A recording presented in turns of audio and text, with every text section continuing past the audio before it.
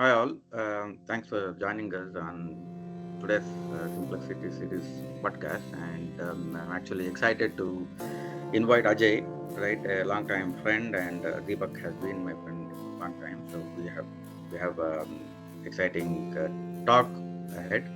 So having known Ajay and his experience, so we wanted Ajay to talk about his experience and share his insights on our favorite topic. In fact, the first chapter in the book called "Connecting the Dots." Before we jump into it, I just want to introduce Ajay from what I know, and he's more famous in social media, right? So he's an award-winning speaker. He's a master storyteller. He's a Toastmaster for quite a lot of years. He has his own YouTube channel, right? Being Yourself, right? And he has interviewed quite a lot of world's best-selling authors, neuroscience, right? Productivity, public speaking, so whole gamut of things, right? So further ado, we wanted to talk to you on, probably start with your career, right? I know you have been a software engineer, then did your MBA, now into risk, then public speaking, then now into data governance. So I see this as connecting the dots. I don't know how you have planned your career. So how do you look at connecting the dots, right? This topic. It's very interesting. First of all, thank you for having me, Vijay. I'm really feeling humbled and privileged to be here. And we'll be talking about your first chapter, which is great, right? Connecting the dots. And Steve Jobs made this phrase so popular that you can only connect the dots looking backwards. And I totally agree with you. Coming back to your question about how did I plan everything? I actually didn't plan anything. It just happened. Things just happened, and I can only connect the dots looking backwards. So everything that has happened with me, or whether deliberately or by accident, had some significance. And I sometimes I feel like everything is scripted somewhere. I don't know. We going into the spirituality realm, but I still believe that everything happens for a purpose. And if you look back, whatever has happened, what are the? I mean, for me, Vijay, we've been talking after I done more than 2 decades now, I guess. In those 2 decades, I have done so many different things, and I know you can say that okay, I was not focused on one thing, but I never regretted it because the kind of experiences that I have gained, um, the few things that you mentioned that I have done. Other than that, I have tried so many different career options, literally. And obviously, I have a full-time job always, but I'm always a big believer in side hustles. I've had a failed startup, lost a lot of money, but we learned how to fail. So I've done that, and I've done a lot of work in media, and all of this somewhere was connected. At the moment, right now, I do speak in events and conferences, and all of this has come. If I look back, all of those experiences have come together here. What they have given me a lot of stories to share with people. What they have given me is a lot of confidence when I'm sharing those stories because I've lived that life, right? Right. So all of this is happening because I have so many scattered dots around. Now when I'm connecting them here, I'm I personally believe is at a very much better place. Right, right. Yeah. So well said, right? So we while we are doing it, we don't realize that when we look back, yeah, we know that okay, this is how it helps, and as you said, you draw so many stories from experience, so that is absolutely right, and that's exactly what you bring to the table when it comes to variety of experience. Like I was trying to prepare for this podcast to say, what how would I ask Ajay, right? And so I want to share what I have, learned, from connecting the dots, right? How I have learned from your shorts and podcasts is in fact, I've been practicing as well. The cocktail party effect we talked about, right? Talking slowly, right? And when I actually look back, did I actually do this? In fact, I did, right? When I do speak to my daughter in her formative years, so you have a conversation, and then to actually draw attention, when you tone down, right? You get that. So it without your knowledge, you have those experiences you draw from, but then when you actually stand beside and then look into your own life, this is hey, okay, this is what I look, and it certainly helps. Yeah, no, thanks for sharing that, and no, this is really great. Can I add something? I mean, Yeah. since you brought up that cocktail party effect, and Mm, this was mm, something, obviously, when I was into that situation, I looked onto internet whether there is something in psychology, because I do study a lot of psychology, and I mm, realized that there is something called cocktail party effect, mm, right? mm, And there is something that came up very recently into my head, and I would share. This is the first time I'm sharing this. mm, Is when we talk, like it doesn't have to be a public speaking setup. It could be when we talk with between you and me. A lot of time we use opposite words to say.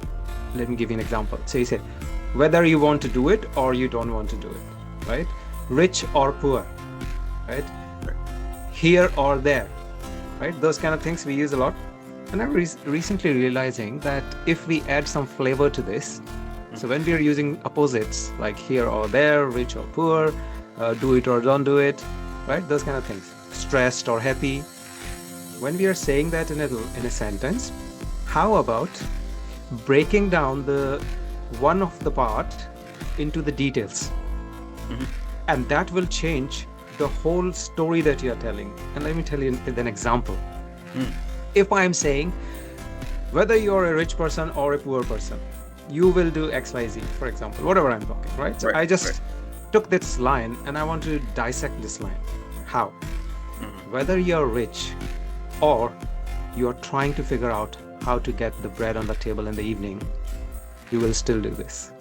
So what right. I did, instead of saying rich or poor, I just described the second part, Mm, right? interesting. Now, these kind of tricks add so much of flavor when you're talking, because you are making people feel about the situation. You're not just saying Mm, poor, because poor is just a word, mm, mm, right? mm, But I mm, actually described what it is to mm, be poor, mm, mm, right? And when right. you're talking to somebody, it could be one-to-one personal discussion or to public, it adds so much of authenticity, so much of connection.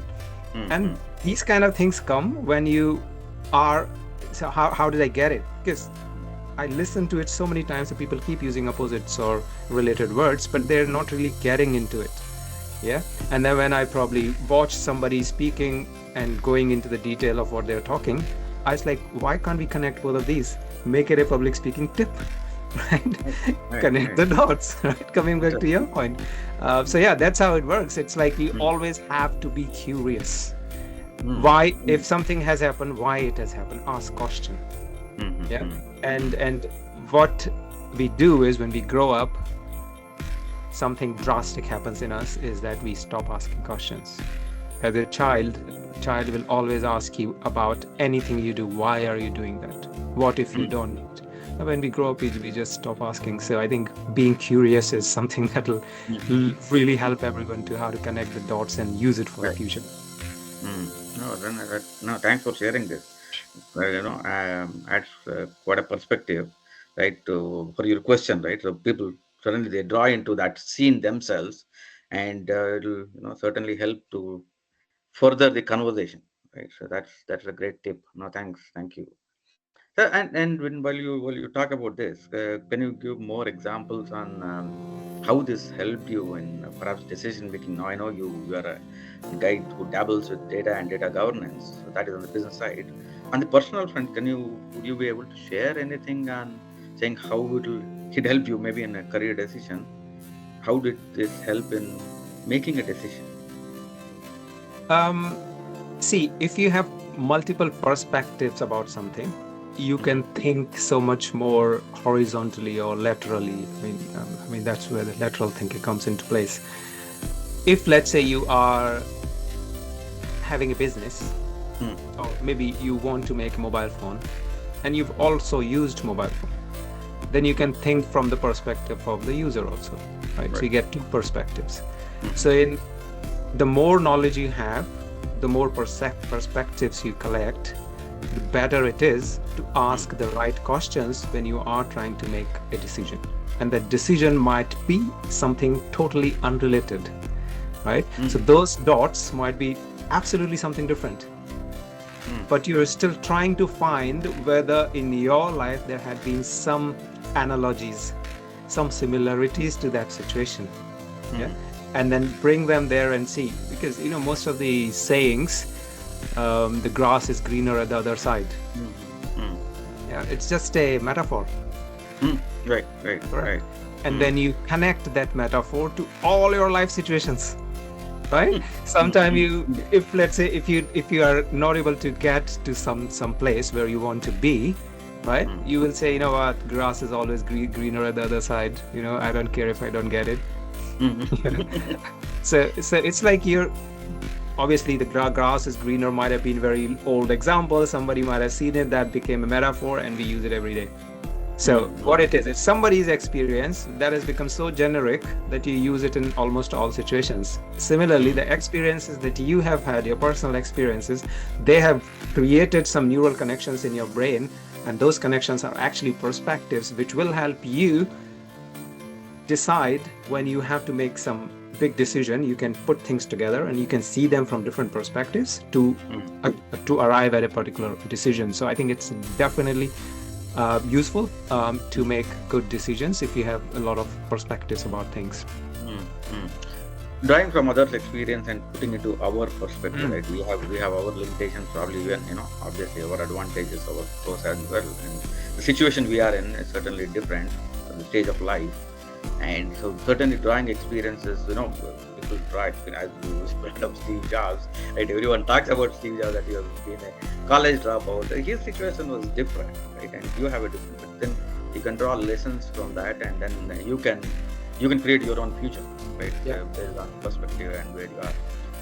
So, yeah, while we talk about design, I'm just trying to think on what would be barrier for people to actually, you know, I don't know, for me, I don't want even to look at connecting the dots, but I, you know, what do you think will be the barriers, or you know, people holding up and, you know, drawing from others' experience? Number one is have curiosity. A lot of people, I mean, I know it's a very generic small word, curiosity. Yeah, everybody is curious to some extent, but we're not curious enough. And that's the reason people are not able to connect the day-to-day mundane situations into something big, right? I mean, you literally go out on an autumn day, and just when the autumn starts, especially you're in Atlanta, say in America, it looks so beautiful, right? And then after that beauty comes a barren landscape. You don't see a single leaf. And when you look at those trees, which doesn't even have one leaf, you just can't believe that 2 months later, it's going to be the most beautiful tree you would see around, right? Now this is just a normal story of weather, correct? But you can always connect that into your life. There is a lot of learning here, right? So the autumn colors don't always mean that they are eternally beautiful, because they are going to go very soon, right? And the tree without any leaves also doesn't mean that you're literally can't find any other word than that, or you know, you're literally screwed. So even if, so when you see there is nothing going right and everything is literally not green around you, it doesn't mean that everything is finished. You just wait, and then there will be spring coming. So yeah, this is just another example to how you can relate the normal things that you see around to your life and learn from that. So stay curious. To answer your question, is what is stopping people is they are not asking enough questions, in one word, if I have to say. And I believe the first chapter also was started with curiosity, right? And Deepak and his walk and talking about, you know, looking at spring exactly, right? As you mentioned, again, I'm trying to again connect the dots on what you said to what our inspiration has been for that first story, right? Is the curiosity aspect, right? Yeah, that is absolutely true. That is absolutely true, Vijay and Ajay.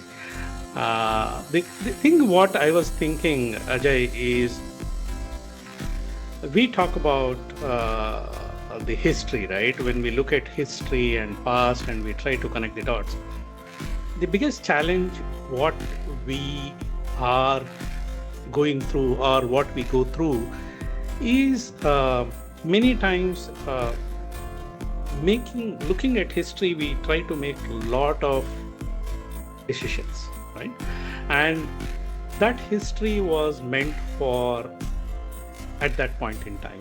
And when we move the goalpost, whatever the decisions made at that point in time may not be the right ones.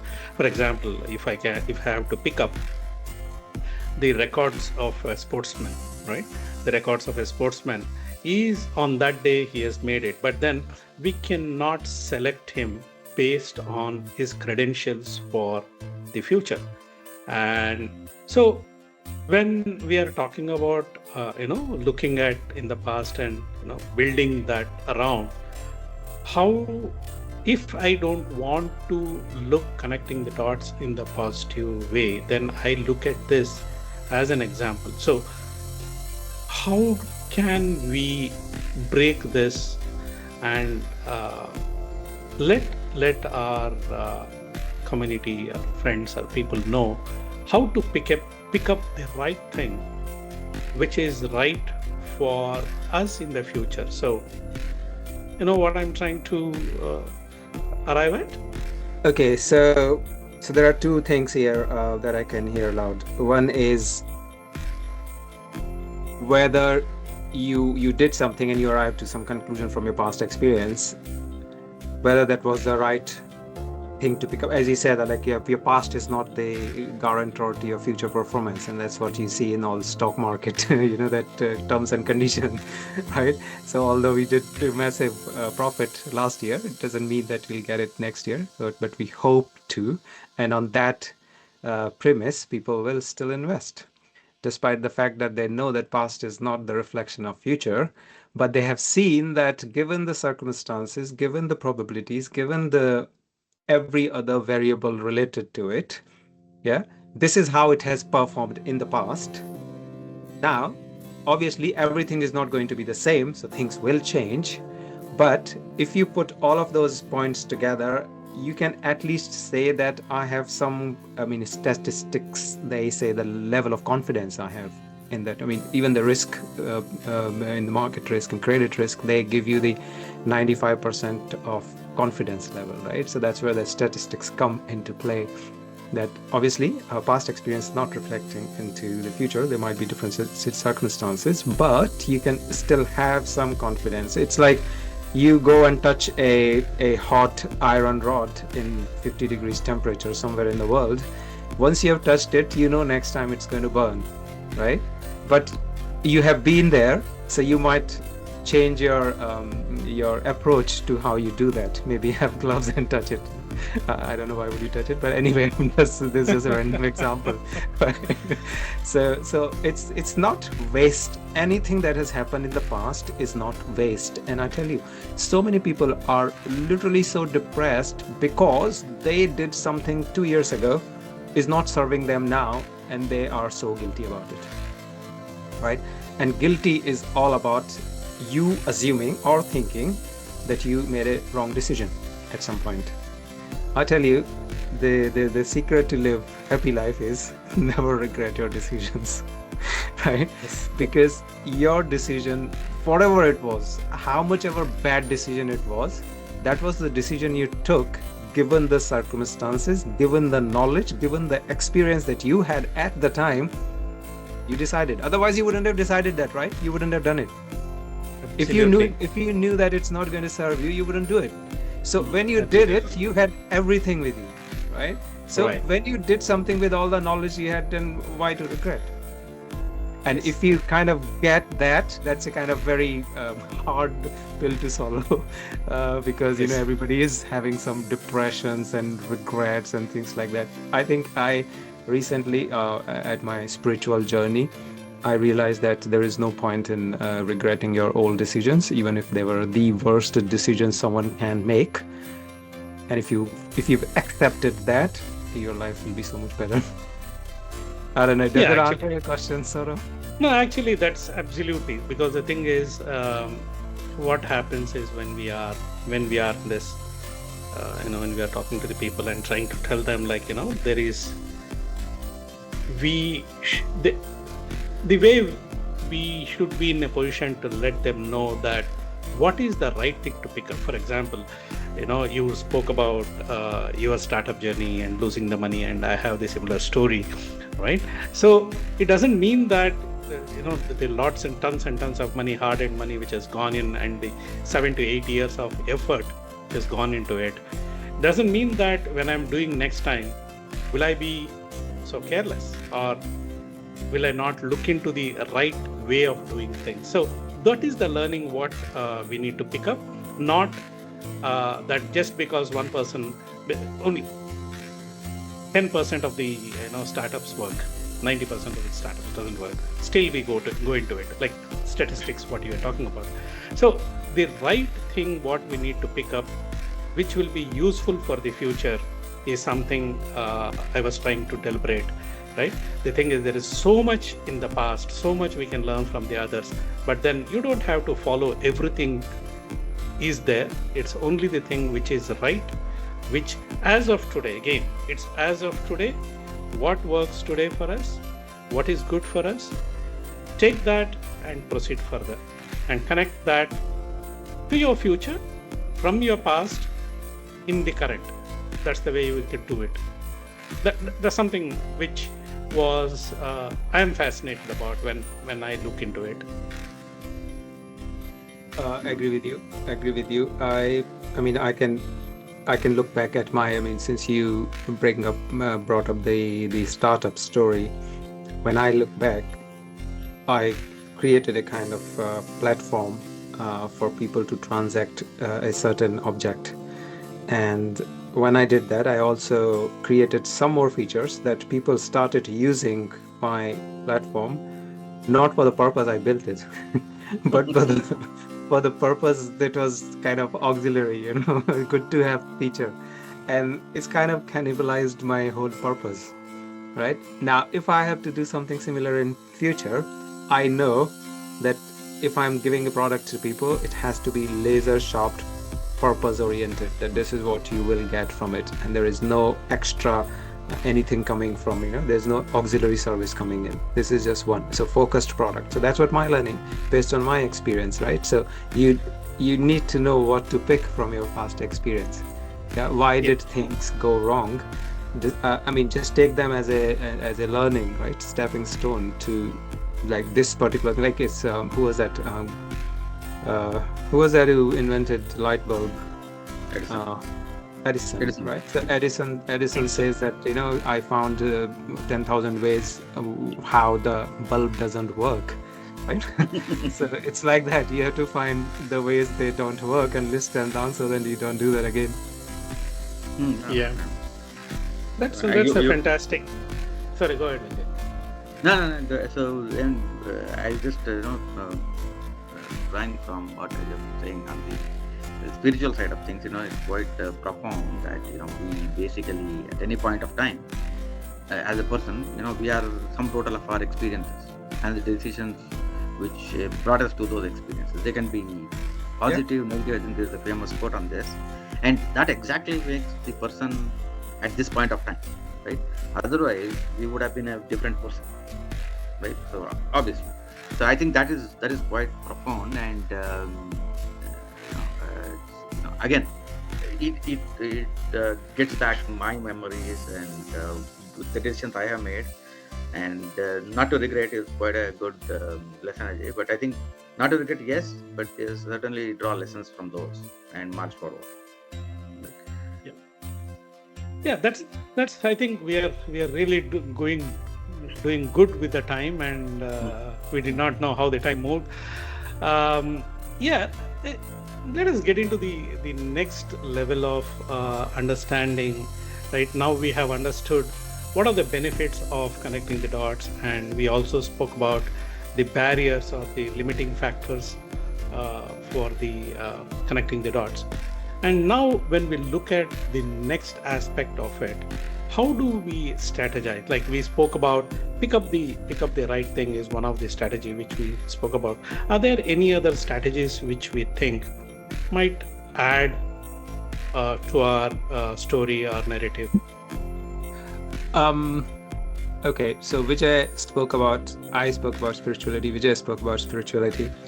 On that, the kind of people we're talking about, Steve Jobs and all those guys, they were very big on intuition. So to answer your question, what else you can look for? look for intuition. And how do you become a kind of intuitive person is by practicing, right? So when somebody says that, okay, my sixth sense is saying this, actually their sixth sense is saying that. Yeah, there is a reason that people have gut feeling, right? So whoever has made that word gut feeling, what is it? What is the intuition? Because when you meet somebody first time, you make an opinion within like first 2-3 minutes, or let's say first 2-3 sentences that they exchange with you, whether they are a friend or a foe, right? Or whether you want to talk to them further or not, right? So you decide it right away. Why? Because something in you is telling you to react or respond in a certain way for this particular purpose or this particular experience, right? So if you're going in I don't know, in a safari park, and all of a sudden you hear some sound, you will probably, your gut feeling will say, oh, it might not be a snake, it might be just a rabbit, correct? And then you will literally just keep moving depending on how you feel at the moment. Now, there are a lot of ways where you can learn how to be intuitive, right? And all of these, Steve Jobs has spoken about it. He has actually distributed a copy of this book. I don't know when he died. He said that distribute this book to the people. Autobiography of a Yogi, and this book is a lot about intuitions and spirituality and all the weirdest thing that people don't believe. Some people do. It's all written in here. And who is reading these books? Like the billionaire people, right? So they see some value in it, and there is a belief about your intuitions do play a massive role into your future decisions. So I think just one word that came into my mind to how you can prepare is to practice being an intuitive person. How do you do that? Sit, relax your brain, take breaks from take intermittent fasting from social media. That'll be helpful, and do some meditation, and I think your meditation helps a lot in being a person who can foresee something. I mean, not a future teller, but you know what I mean.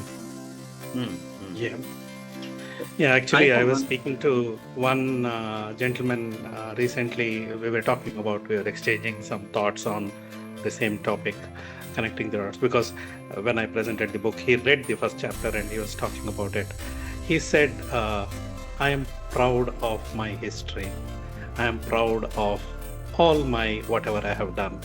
And that's how he said that if we start respecting whatever we have done in the past, and we just respect there and keep it there, I think we become a better people. Like what you said earlier, is history, that is there, you can't change it, right? So from what we should learn is one is one is intuition we spoke about.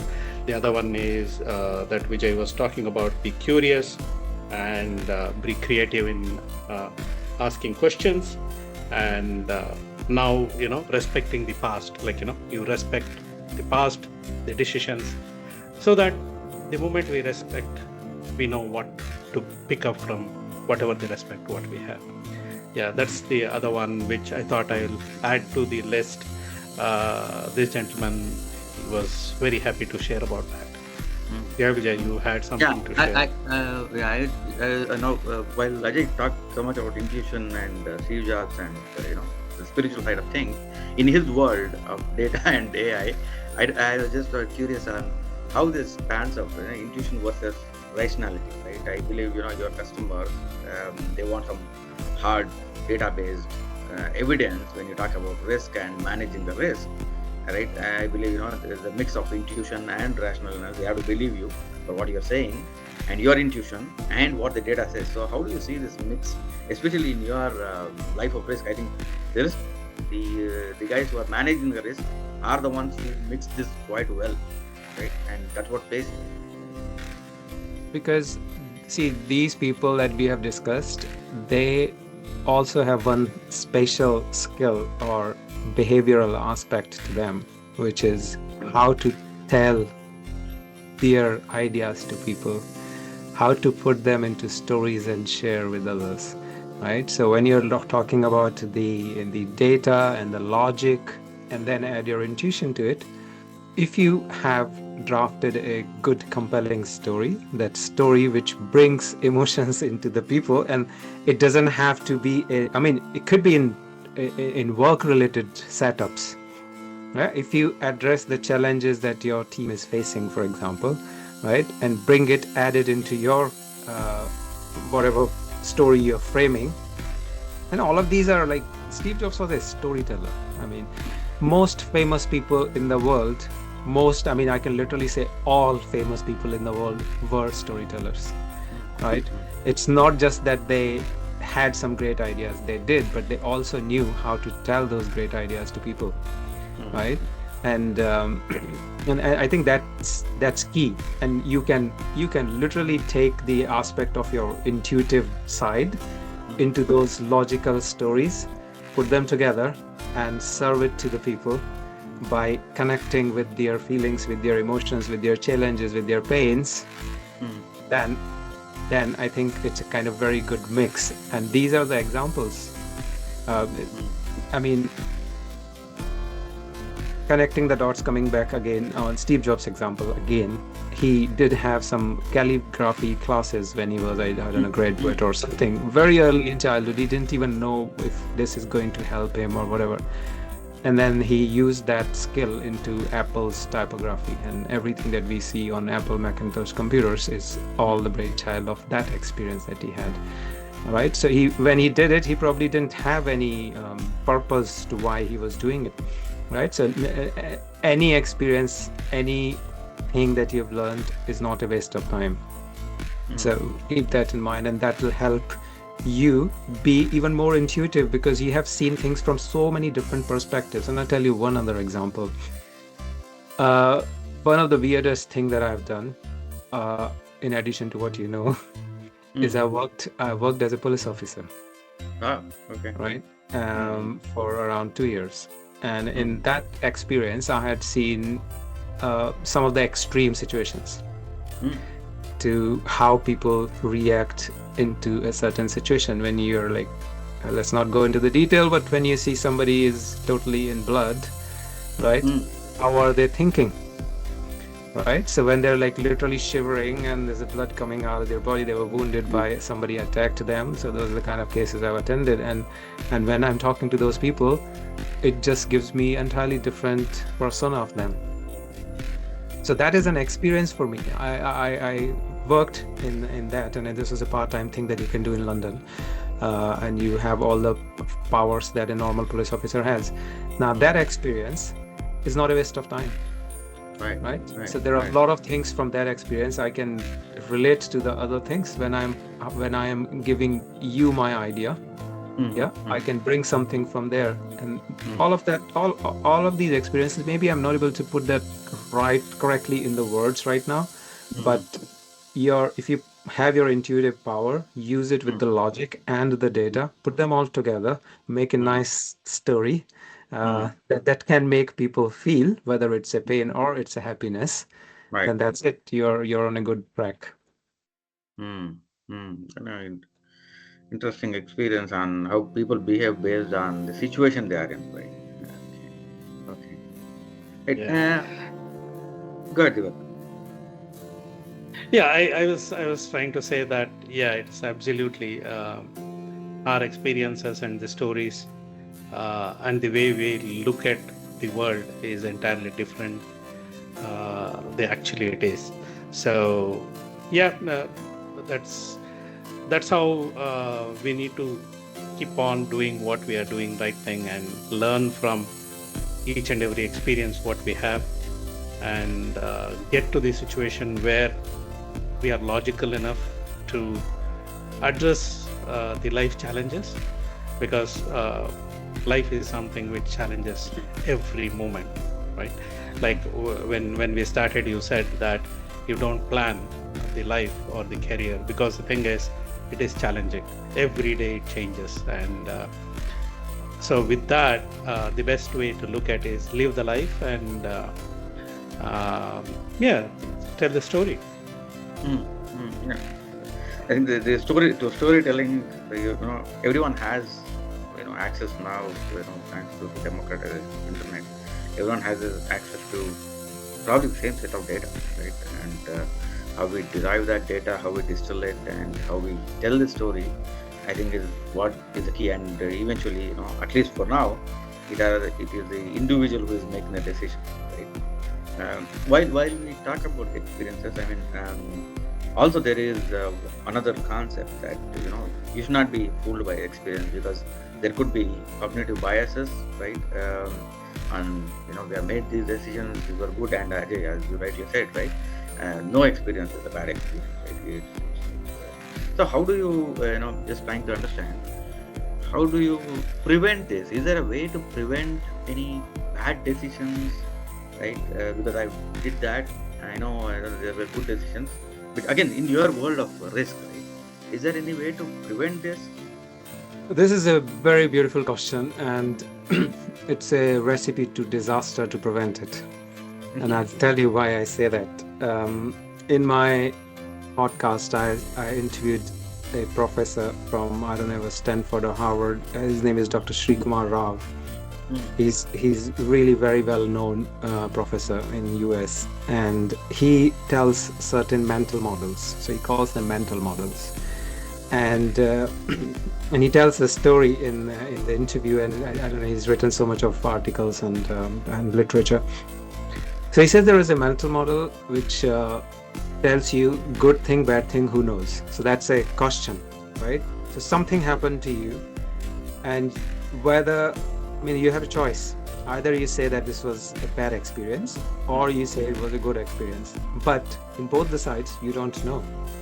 And he tells a story about a boy, a man who's living in a village in the olden times, and he was not having a kid everybody has children, and he's the only one who didn't have kid. So everybody in the village came and said, you're such a sad story with you, very unlucky person you are. And the person says, oh, good thing, bad thing, who knows, right? And and then after some time, maybe 5-6 years later, he has a son, right? And then all the same villagers come and they say, oh, wow, congratulations, you're such a lucky person, you have a son now. And the person says, good thing, bad thing, who knows, whether it's a good experience or bad experience. And then the child grows, and when he grows, he just meets an accident. And in that accident, he loses his fingers, right? So he loses his fingers, and all the villagers come and say, oh, such a sad thing, right? You're very unlucky, your son, you just got one son after so many years, and he's just lost his limbs, the fingers, whatever. And the person says, good thing, bad thing, who knows? So it happened that the country goes to war with some other country, and they wanted the soldiers from every family, and they said all the young boys will come and fight. And this person takes his child also, but they reject him because his fingers are broken, so he can't handle the weapons. And then people come and say, oh man, all our kids are gone now, it's only your child who's left in the village. And the man again says, good thing, bad thing, who knows. So the point of the story that Dr. Rao was making is that you never know what is good, what is bad. Things are how they are, as it is. Take them as it is. They might serve something good for you. They might be not give you the results that you expect, but they are the way they are. There is an author called Eckhart Tolle. I don't know if you've heard of him. Yeah. The Power of Now. Power of Now. Right. Yeah. So it's a very, very, very powerful book. Read it, listen to it as many times possible. It's like it just make you realize that the things that I've just said is gone. It's past. The word past that I just said actually is gone, right? And what am I going to say next? I don't know what it is. So what I have right now is this, right? And it's a very hard thing to realize, to understand. So I would say, to answer your question, coming back, don't try to prevent. Just do the best of your knowledge, take the decision, and just go and take. Ratan Tata said that, right? I'll take 100 decisions and fail rather than waiting for one right decision. So Yep. Right. yeah, Right. that's kind of Interesting. makes sense. That was a real fun having these conversations, but then it's so deep. It's so deep into the our life and the way we look at it. Because when we are looking at simplifying the complexities in life, you don't have to do complex things. It's just the simple things, right? Which is very difficult to do. For example, what you rightly said right now as we are finishing is like, don't try to complicate things. You just take it as it is, and the moment is now. And if you want to decide on now, you just keep doing it. So it's a journey, and we have lots of experience and loads of knowledge on that. And we also have uh, important thing is not losing the curiosity, asking questions, and then living living for the day and enjoying the moment. So that's such a profound and great knowledge for all of us. And it was great having chatting with you. I know the time came in very fast, though I wanted some more time, but then unfortunately maybe next time we'll have something else to talk about. For all that, Ajay, so appreciate your time, and it was a great support for us, and especially when we are looking at simplifying the complexities, being in this journey. Thanks a lot. Thank you very much No, for having me. It's really, really no. appreciated. Thanks a lot. Thanks, Ajay. So for me, there's great takeaways, right? Curiosity is one. Never regret your decisions, right? And I believe do it, right, rather than trying to think too much, right? Do it. And I think most importantly, holds good for perhaps most of us, is the intermittent fasting from the social media, right? So I think that is these are the key takeaways for me. But thanks, Ajay, for making yourself available on short notice. And no, thanks for sharing your experience, right? We'll stay connected. So yeah, no, thank you very much. Have a good Thank you, day. sir. Thank you so much. Thanks a lot. Thank you.